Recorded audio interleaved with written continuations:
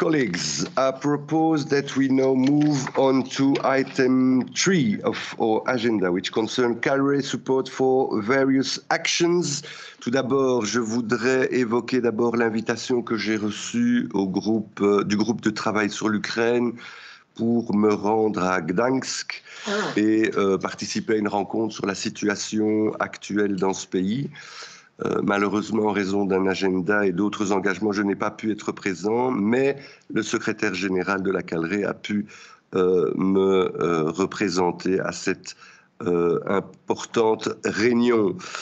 Nous continuerons également à suivre de près, vous vous en doutez, la situation en Ukraine, et on en parlera tout à l'heure, et à travailler évidemment en étroite collaboration avec notre partenaire pour soutenir la stabilité et la prospérité dans cette région.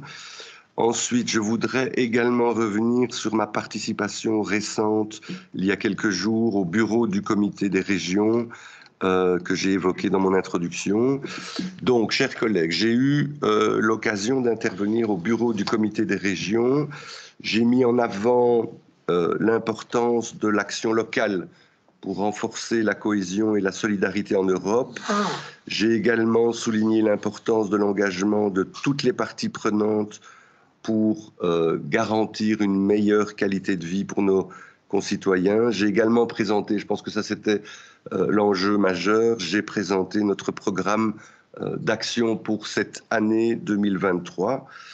Je voudrais aussi peut-être dire un mot, certains d'entre vous y étaient, sur la conférence de l'Alliance de la cohésion qui a eu lieu hier au comité des régions. Cette conférence a rassemblé un très très grand nombre de participants et j'ai été heureux de représenter la Calray, notre institution, à cette conférence, ce qui d'une certaine manière témoigne de notre engagement en faveur de la promotion de la cohésion en Europe. C'est évidemment un enjeu majeur où il y a eu une discussion sur, évidemment, est-ce qu'il faut avoir une vision des fonds de cohésion sur le long terme ou est-ce qu'il faut que ces fonds concernent également les urgences auxquelles l'Europe est confrontée.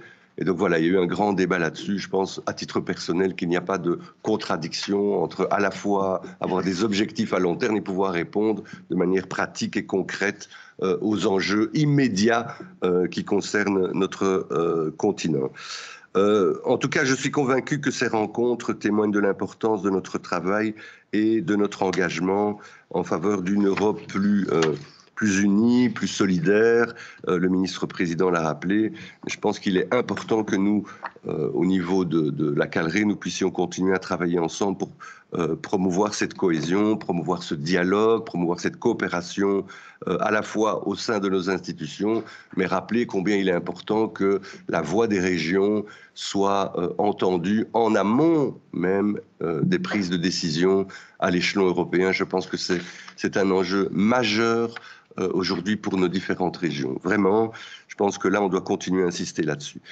Voilà. Est-ce que quelqu'un souhaite intervenir sur le point 3 de notre ordre du jour? Je ne sais pas si certains membres étaient présents à cette réunion. Si quelqu'un souhaite prendre la parole, je lui la cède. Je n'en vois pas. Alors, je propose de passer immédiatement au point 4 de notre agenda.